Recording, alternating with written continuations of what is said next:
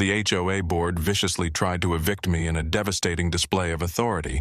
They instantly froze and went silent when they learned the judge hearing the entire eviction case was my brother.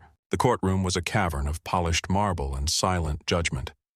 Afternoon light slanted through the tall windows, cutting across the rows of wooden benches where a handful of residents from Maple Hollow Estates had gathered to watch the hearing. The air was heavy with curiosity and unease. A few whispered conversations rippled through the crowd, quickly dying down as the clerk's voice echoed, "All rise." Grant Mercer rose slowly, smoothing his gray blazer with steady hands. His calm demeanor made him look like a man waiting for a train rather than someone fighting to keep his home. Across the aisle, Harold Bricks, the HOA president, adjusted his navy suit and grinned, an expression that looked more like victory than confidence. His attorney, Mr. Lowell Crane, gathered a stack of glossy documents and tapped them neatly against the table. "This shouldn't take long," Harold muttered under his breath, loud enough for Grant to hear. "Once the judge sees our case, you'll be packing boxes before sunset." Grant didn't respond. He simply looked straight ahead, his jaw set, his eyes distant. He had learned long ago that silence unnerved men like Harold more than any argument ever could. The bailiff's call filled the room. Court is now in session. The Honorable Judge Nathaniel Mercer presiding. At the mention of the judge's name, a flicker of amusement crossed Grant's face, so brief it almost didn't exist. Harold didn't notice. Then the door behind the bench opened, and Judge Nathaniel Mercer entered. He was a tall, stern man in his mid-40s with silver at his temples and eyes that missed nothing. As he approached the bench, his gaze swept over the courtroom, then stopped. For a heartbeat, his expression softened. His eyes met Grant's, and though he said nothing, there was a flicker of recognition that made Harold's grin falter. "Please be seated," Nathaniel said. His tone was calm, professional, but beneath it, Grant heard something else, a current of restrained emotion. The attorney rose. "Your Honor, we represent the Homeowners Association of Maple Hollow Estates. The defendant, Mr. Grant Mercer, has repeatedly violated community bylaws and ignored written directives from the board. The HOA seeks the court's approval to enforce eviction proceedings as permitted under Section 5B of the Association Charter." Nathaniel's expression was unreadable. He nodded once. "Proceed." Crane began listing supposed infractions, untrimmed hedges, an unapproved mailbox replacement, and an unauthorized structural addition that was, in truth, a small backyard shed. He spoke with rehearsed confidence, handing up documents as if each one were a nail sealing Grant's fate. When Crane finished, Nathaniel turned to Grant. "Mr. Mercer, do you have a response?" Grant stood. His voice was low but carried across the room. "Yes, Your Honor, I do." He walked toward the center of the courtroom, his shoes clicking against the marble. "Everything the HOA claims is either false or exaggerated. I've complied with every reasonable rule, but President Bricks has targeted me ever since I questioned how HOA funds were being used. Since then, I've been fined for things that don't exist and threatened with eviction for repairs I never made." Murmurs spread through the crowd. Nathaniel raised his hand for silence. Crane smirked. "Your Honor, the defendant is attempting to distract from the clear violations on record. The HOA operates by majority decision, not personal opinion. This is about community order, not personal vendettas." Grant didn't even look at him. "Then maybe the board should stop breaking its own rules." That earned him a sharp glance from Harold, whose face was beginning to flush. Grant could feel the man's anger simmering, but he stayed composed, hands clasped behind his back. Nathaniel leaned slightly forward. "Mr. Bricks, as HOA president, do you wish to make a statement?" Harold rose with a self-assured smile. "Certainly, Your Honor. Mr. Mercer has been a disruption since the day he moved in. He refuses to respect community standards and has encouraged others to challenge the board's authority. We cannot maintain order when one man decides the rules don't apply to him." Nathaniel's gaze was steady. "And the alleged vandalism of Mr. Mercer's property? I see a police report was filed but never resolved."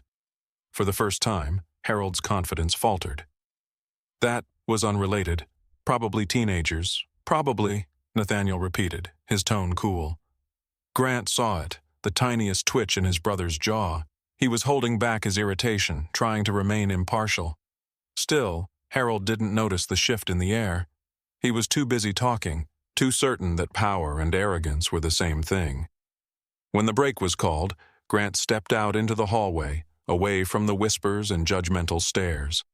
His phone buzzed, a message from Tom Reyes, one of the few neighbors brave enough to stand against Harold. "Got the footage you asked for. Sending it now." Grant's pulse quickened. He opened the attachment, a security video showing Harold and another board member, Russell Pike, sneaking around his yard at night. Russell held a flashlight. Harold carried something metallic. A few seconds later, sparks flashed, then the camera went dark. Grant's hands tightened around the phone. That was the night his power line had been cut. He'd suspected Harold, but this was proof. When the session resumed, Crane stood tall, ready to rest his case. "Your Honor, unless the defendant can provide credible evidence to refute these charges, we ask that eviction be granted immediately." Grant rose again, calm but unyielding. "Actually, I do have something," Crane frowned. "Your Honor, this is highly irregular." "Silence," Nathaniel ordered, his tone sharp. "Mr. Mercer, proceed." Grant connected his phone to the courtroom's display monitor. The video began to play.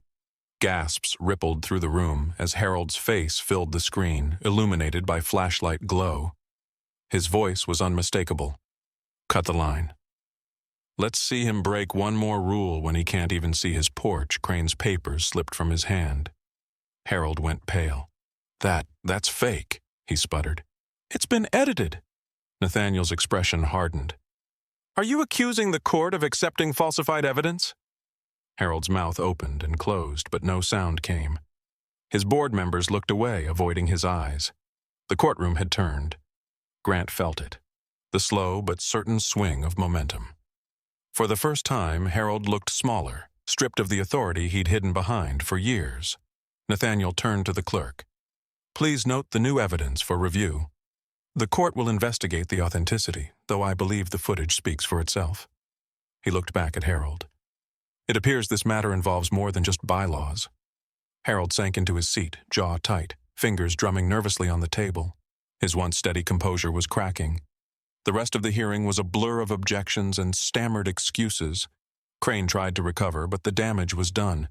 The residents in the back whispered among themselves, their glances sharp with newfound awareness. When Nathaniel finally called a recess to deliberate, Grant exhaled for the first time in hours. He didn't smile. He didn't celebrate. He just looked at Harold, calm, composed, but with eyes that promised this wasn't over. Outside the courtroom, the hallway was filled with murmurs. Some neighbors nodded at Grant, others whispered their disbelief. He walked to a quiet corner, leaning against the wall as sunlight filtered through a window, painting golden stripes across the tiled floor. For the first time in a long while, he allowed himself to breathe. This wasn't victory, not yet. But it was the first real shift. Harold Bricks had spent months trying to break him, but the cracks were now on the other side. He looked through the window at the courthouse courtyard below, where Harold's attorney paced in agitation. Grant's reflection stared back at him, tired, determined, but unwavering. The war for his home had only begun, but the first battle was his.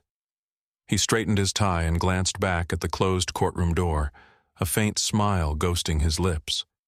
Harold thought this was his domain. He thought power came from fines, threats, and forged authority. But in that moment, as the judge, the very man he'd tried to manipulate, prepared to deliver justice, Grant knew the truth. This wasn't Harold's world anymore. It was his. He wouldn't just get his stuff back. He'd make them wish they'd never laid eyes on him. The late afternoon sun bled across the roofs of Maple Hollow Estates, painting the neighborhood in amber and gold. The lawns were immaculate, the mailboxes evenly spaced, and the sidewalks free of cracks or weeds. It was the kind of neighborhood meant to look perfect, too perfect, as if life here existed under constant inspection. And in many ways, it did. Because Harold Bricks was watching. From the balcony of his two-story brick home, the one with freshly polished railings and spotless windows, Harold surveyed the street like a general inspecting his troops. A folder of papers rested on the patio table beside him, along with a mug of coffee he never drank. He was tall, broad-shouldered, and meticulously groomed with silvering hair that only added to his image of authority. His expression never betrayed warmth. It was composed, practiced, the smile of a man who enjoyed control far more than company. Below, a boy rode his bike too close to a lawn edge. Harold's eyes narrowed. He made a note in his folder. Section 3B, unauthorized use of community sidewalks, he murmured. His voice carried the same cold satisfaction as someone ticking off a debt. Across the street, Grant Mercer watched through his window. He had lived in Maple Hollow for 2 years, and in that time he had learned one thing. Harold Bricks didn't manage the neighborhood. He ruled it. His house stood on the corner lot, his flag perfectly ironed, his driveway spotless. To newcomers, Harold seemed like a model citizen, but to those who had crossed him, he was a quiet storm in a tailored suit. The first time Grant had noticed Harold's true nature was the day of the mailbox incident. Grant had replaced his rusted-leaning mailbox with a sturdy black steel one, simple, functional, and, in his opinion, far better than the old model. The next morning, a letter arrived, stamped with the HOA seal. Violation notice. Mailbox does not conform to community-approved design. Immediate correction required. Fine, $75. Grant had frowned at the paper, certain there was some mistake. The letter wasn't signed by the HOA collectively, only by Harold Bricks. He decided to attend the next HOA meeting to clear things up. That was the night he saw how Harold truly operated. The Maple Hollow Community Center was packed with homeowners, their folding chairs arranged in neat rows facing the front stage where Harold sat flanked by his 2 board members, Glenn Ward and Russell Pike. Both were middle-aged men with deferential smiles and clipboards ready to take notes on command. Harold stood when Grant approached the microphone. "Mr. Mercer," Harold said smoothly, "your concern has been noted. However, all homeowners are required to maintain uniform appearance. It's in Section 2C of the covenant agreement you signed." Grant held up a printout. "Section 2C allows for replacement as long as materials are approved. I submitted the request 3 weeks ago and never got a reply." Harold's smile didn't waver. "I don't recall seeing that form. Maybe it was misplaced. Happens all the time. Still, until approval is granted, your mailbox remains out of compliance." Several residents shifted uncomfortably in their seats. Grant caught the eye of Tom Reyes, a neighbor sitting near the back. Tom gave a subtle nod of support. Grant's voice stayed calm. "Then I'll refile the form tonight. But in the future, Mr. Bricks, you might consider responding before issuing fines." The room went still. Harold's smile froze just a little. Then he said, "If you can't follow the code, maybe this neighborhood isn't for you." Laughter bubbled up from Glenn and Russell. It wasn't loud, but it was sharp enough to make its point. Harold's gaze lingered on Grant for a moment longer, his expression almost daring him to argue. That was when Grant realized this wasn't about rules, it was about dominance. From that night on, things began to change. At first, it was subtle, a few misplaced warnings, a letter about grass height being slightly over limit, a citation for a trash bin left out too long. Grant had always been diligent, but suddenly he was the HOA's favorite target. He knew why. Harold couldn't stand being challenged. One morning, Grant caught Glenn taking photos of his driveway from across the street. When he stepped outside, Glenn quickly lowered his phone. "Morning, Mercer," Glenn said with a grin that didn't reach his eyes. "Just following up on community standards." "By photographing my property without permission?" Grant asked evenly. "Just doing my part," Glenn replied, walking off. By that evening, another warning appeared, this time for cracked pavement. Grant crouched down to look. The crack was a hairline fracture barely visible to the naked eye. He exhaled through his nose, frustration tightening his chest. But Harold didn't stop there. Soon, his harassment spread beyond paperwork. One night, Grant returned from work to find his porch light shattered. He checked his doorbell camera. Nothing but static. Someone had tampered with it. He knew who it was. Still, without evidence, there was nothing he could do. The next morning, a letter waited on his doorstep. Failure to maintain proper exterior lighting. Fine, $150. That was the moment Grant's frustration turned into resolve. He began keeping a record of everything, every fine, every visit, every word. He purchased a new set of cameras and installed them in discreet places, capturing angles no one else could see. He started talking quietly to neighbors, learning how many of them had been threatened or fined into silence. One neighbor, an older man named Paul Linder, confided in him one evening as they walked their dogs. "I tried standing up to Harold once," Paul said, glancing around as if someone might overhear. "Next week I got 4 violations in a row. My insurance renewal was delayed because of a community complaint.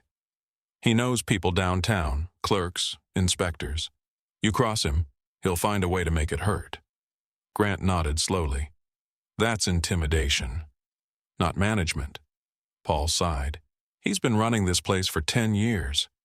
He thinks he owns it, and in a way, he did."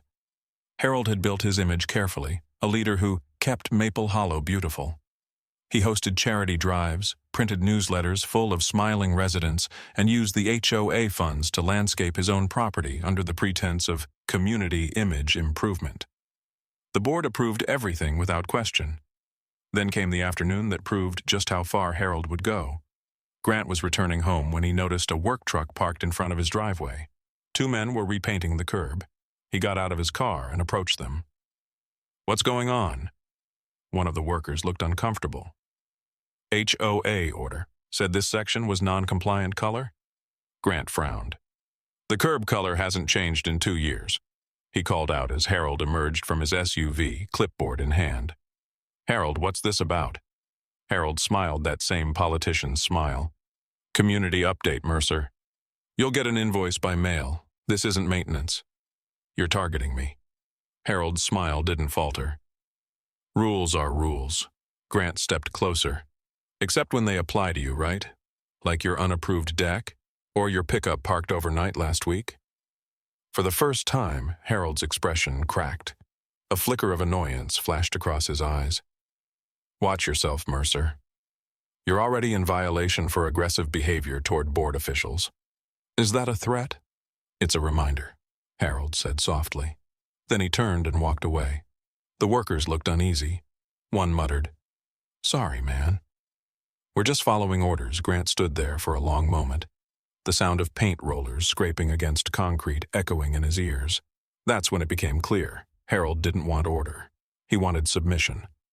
That night, Grant sat at his desk, surrounded by stacks of documents and photographs. His computer screen glowed with folders labeled violations, emails, meetings. Each file was a piece of the puzzle. Each one painted a clearer picture of the man behind the smile. Through the window, he could see Harold's porch lights across the street, bright, steady, unblinking, watching.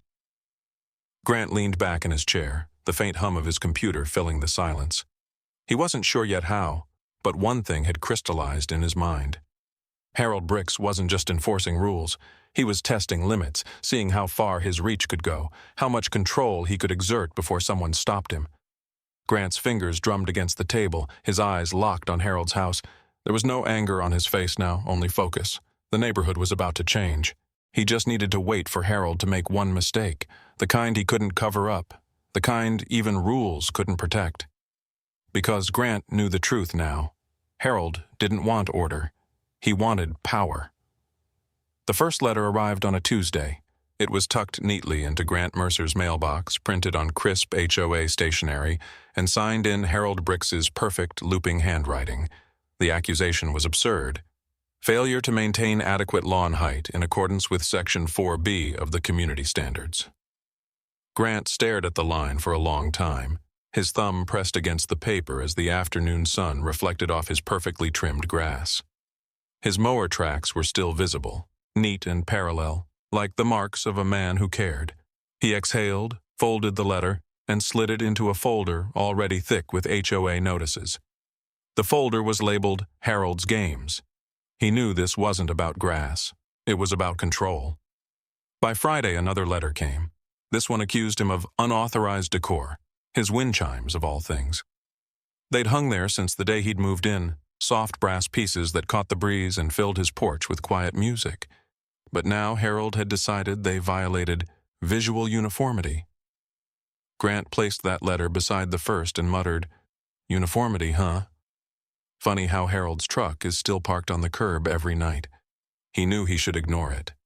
But ignoring Harold Bricks was like ignoring a storm on the horizon. It never just went away. It grew, gaining power, waiting for the perfect moment to strike. The fines started next. $200 for a lawn infraction. Another $300 for decor violation. Then came one for unapproved exterior lighting, though Grant hadn't changed a bulb in years. When he refused to pay, the tone of Harold's letters shifted. They were no longer polite notices. They became warnings, thinly veiled threats wrapped in formal language. Each was more aggressive than the last, ending with Harold's favorite phrase, "Rules are rules." Grant could almost hear his voice as he read the words, that smug, clipped tone that made every sentence sound like a verdict. By the end of the month, a notice arrived marked, "Urgent Special Meeting Scheduled." Grant's heart sank as he read the contents. The HOA board, led by Harold Bricks, would hold a vote to begin foreclosure proceedings on his home due to chronic non-compliance. He sat on his porch, the letter trembling slightly in his hand, as twilight settled over Maple Hollow Estates. Across the street, Glenn Ward watered his flowers, glancing up just long enough to smirk before turning away. Russell Pike, the other board member, was in his driveway, pretending to check his mailbox while keeping a watchful eye on Grant. It wasn't paranoia, it was strategy. Harold's strategy. He wanted to humiliate him publicly, to make him an example to the others. Grant leaned back in his chair, eyes narrowing. "You want to fight, Harold? You've got one." That night, something strange happened. Grant's motion-activated security camera pinged his phone just after midnight. Half asleep, he opened the feed and froze. Two figures crept along the edge of his yard, both dressed in dark jackets. One was unmistakably Harold, the tall frame, the perfect hair. The other was Glenn, holding a flashlight low to the ground. They moved with the awkwardness of men who didn't belong where they were. Grant watched, heart pounding, as Harold knelt near the side of the house. Sparks flickered. He was cutting something, the wiring to the exterior lights. Glenn whispered something, barely audible through the audio feed. Harold laughed, a low, arrogant chuckle that carried through the quiet night. "Let's see how he likes living in the dark," Harold said. Grant's jaw tightened. He let the video roll, capturing every second, every face. Then he saved it to multiple drives, one on his computer, one in the cloud, and another hidden in a flash drive behind the fuse box. If Harold wanted to play dirty, he just handed Grant the proof he needed. By morning, the full extent of the sabotage was clear. His fence was spray-painted in thick red letters. "Rule breaker." The paint dripped down the wood like blood. Neighbors slowed their cars to stare, but no one stopped. Curtains fluttered. Eyes watched from behind blinds. Grant stood in silence, a bucket of soapy water beside him, and stared at the word. The insult burned more than the paint. From across the street, Harold's voice cut through the still air. "Morning, Mr. Mercer," he said, smiling, dressed in his tailored polo and khakis. "Rough night?" Grant turned, his hands clenched around the sponge. "You should be careful what you do after dark, Harold." "Cameras see more than you think." For the first time, Harold's expression faltered. Just slightly, but he recovered with a practiced grin. "Security is important," he replied smoothly. "That's why I enforce the rules." Then he walked away, leaving Grant standing there with soap dripping from his fingers and fury simmering behind his calm eyes. Grant didn't respond to the vandalism publicly. He didn't file a police report, not yet. Instead, he began to prepare. He cataloged everything, the letters, the fines, the footage.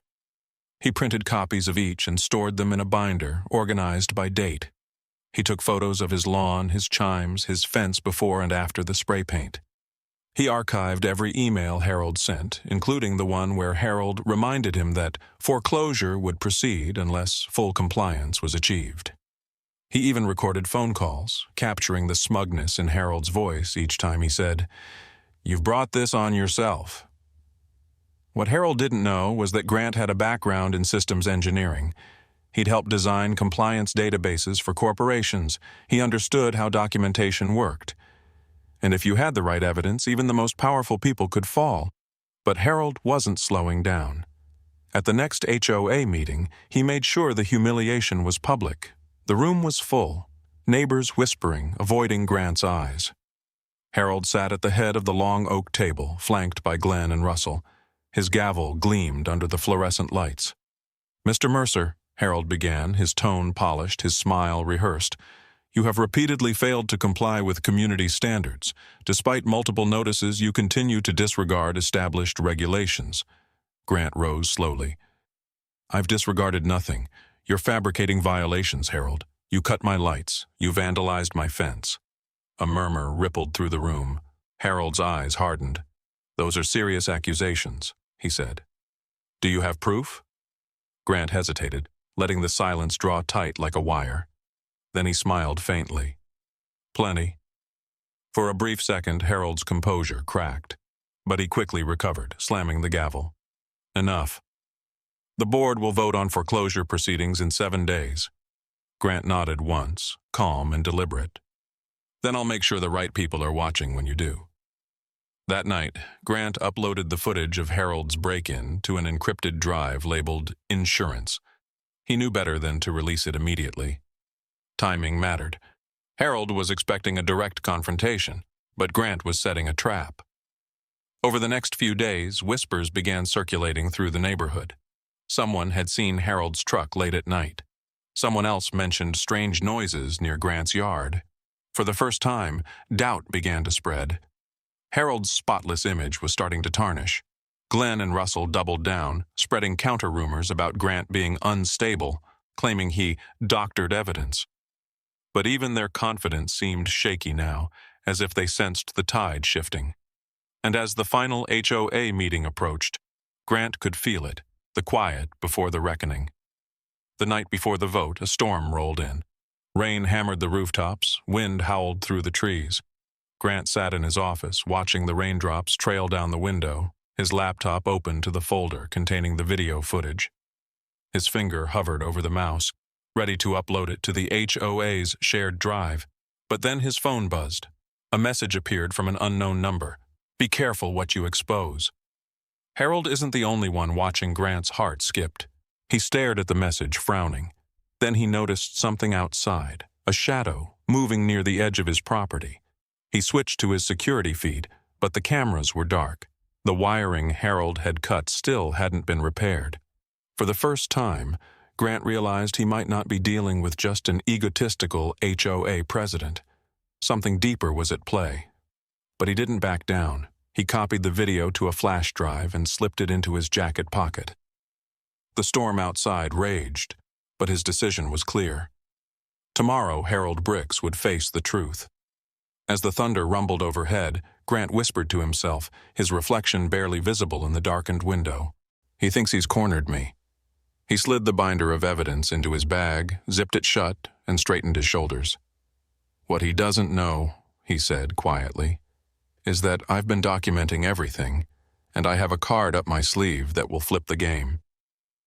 Rain pattered softly against the window as Grant Mercer sat alone in his home office, the glow of his computer screen reflecting off his glasses. The hour was late, and the rest of Maple Hollow slept beneath the hum of streetlights, but Grant couldn't rest. On his desk, folders lay spread open in neat rows, labeled with dates, witness names, and video files. The quiet tap of his keyboard echoed in the stillness as he organized yet another set of documents. To anyone else, he was just a homeowner fighting a petty neighborhood dispute.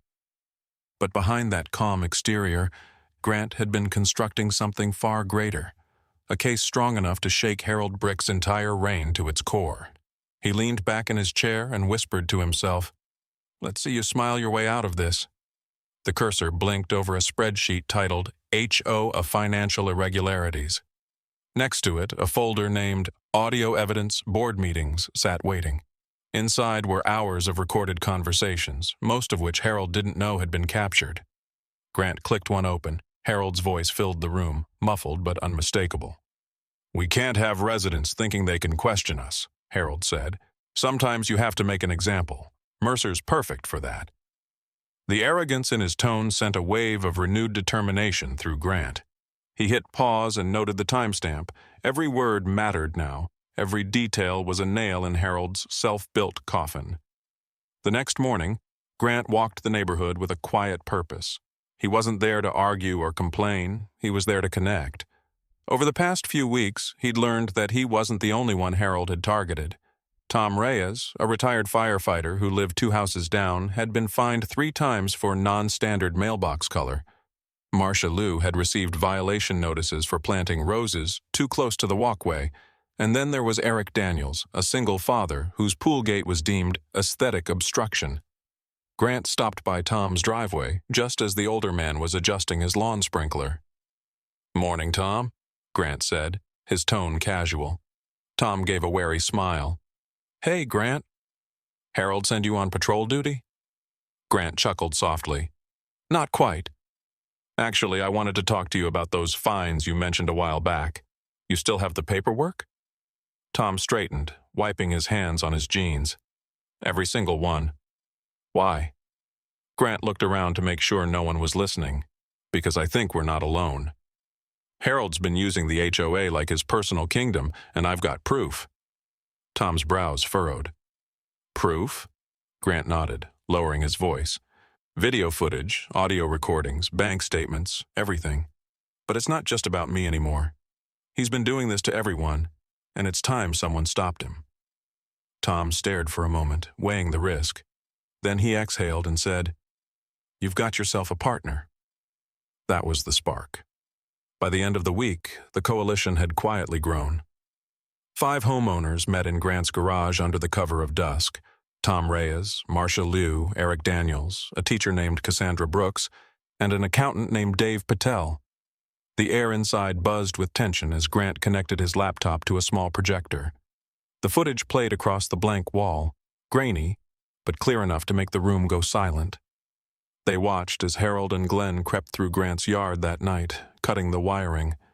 Then came the voice recording from the meeting where Harold bragged about forcing Mercer out. Marcia shook her head, her voice trembling. "He's been threatening me for months, telling me he can pull my property value down if I don't repaint my porch." Eric slammed his hand against the folding table. "He's out of control. He acts like he owns all of us." Grant met each of their eyes. "He doesn't, and we're going to prove it." He laid out the plan, a formal complaint to the County Property Regulation Office, backed by evidence from multiple residents. Every document, every timestamp, every false fine. It wasn't just about stopping Harold anymore, it was about exposing the pattern. Grant clicked again. Another screen appeared, showing the timestamp data directly from his home security system. Then a voice recording began to play. Harold, bragging during a board meeting. "We'll cut his utilities if we have to. Make him crack. He'll sell before I'm done with him." The room fell dead silent. Grant's voice remained steady, but his words carried weight. "That recording was taken from a public HOA meeting last month, which I attended virtually.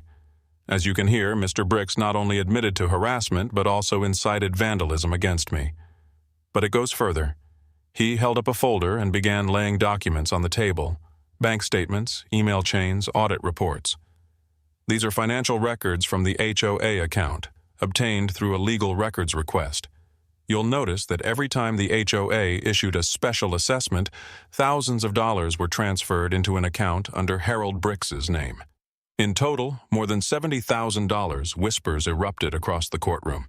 A woman from the back row, Mrs. Reyes, stood up. "That's why our landscaping was never finished," she exclaimed. "Order," Nathaniel said firmly, tapping his gavel once. His gaze returned to Harold. "Mr. Bricks, do you wish to respond to these allegations?" Harold's face was ashen, his lips trembling. This is absurd. That money was reimbursement. I used my own funds to cover board expenses." Grant calmly walked to the projector again. "And yet," he said, switching slides, "those reimbursements coincided with a luxury vacation, a new golf membership, and the purchase of your Mercedes SUV, all within HOA payment periods." The lawyer slumped into his chair. Harold's jaw tightened. He looked around the room, but the faces of his neighbors, once fearful, now furious, met him like a wall of judgment. Nathaniel leaned forward. "Mr. Bricks," he said slowly, "this isn't just an HOA dispute. These are criminal acts, embezzlement, vandalism, and abuse of authority." The statement landed like thunder. Harold's lawyer shot to his feet, desperate. "Your Honor, my client denies these accusations. These documents have been verified," Nathaniel interrupted. "The County Property Regulation Office provided confirmation this morning." Grant blinked. He hadn't known that. His complaint had triggered a deeper investigation than he realized. A court officer whispered into Nathaniel's ear and handed him a file. Nathaniel skimmed it, then looked up sharply. "Mr. Bricks, the county has issued an injunction against you. You are hereby barred from accessing HOA accounts effective immediately. Furthermore, a warrant for a financial audit has been authorized." Harold's composure shattered.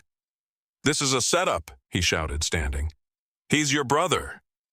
"This isn't fair." The room stirred. Nathaniel looked stunned for a moment. The revelation hung heavy in the air. "My brother?" he repeated. He turned to Grant, eyes searching. "Is this true?" Grant nodded slowly. "Yes, Your Honor. But I filed this case months ago, before I knew it would land here. I didn't ask for your involvement." For a long moment, Nathaniel said nothing. Then he straightened, his tone firm and even. "Then it's good that justice doesn't bend for blood. I'll proceed by the law, as I would for any case," the audience murmured in approval. Within days, news spread like wildfire. HOA president accused of fraud and corruption. Reporters camped outside Maple Hollow's gates, cameras flashing. Investigators arrived with sealed boxes, escorting Harold out as he shouted about conspiracies. The board resigned in disgrace. Weeks later, the trial ended with Harold facing multiple charges: embezzlement, vandalism, and obstruction. The court ordered restitution to every homeowner. State officials took over the HOA temporarily, restructuring it under fair and transparent policies. Grant stood on his porch one evening as the moving truck pulled up across the street. Workers carried out Harold's furniture, his awards, even his framed HOA of the Year plaque. The same neighbors who once avoided Grant now waved and smiled, their relief visible.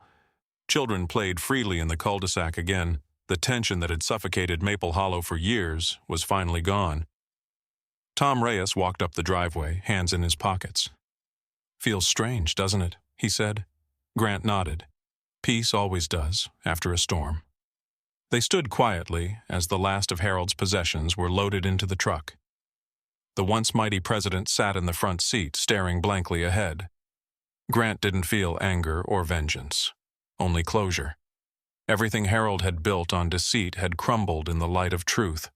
The power he'd abused was gone, replaced by justice, accountability, and balance.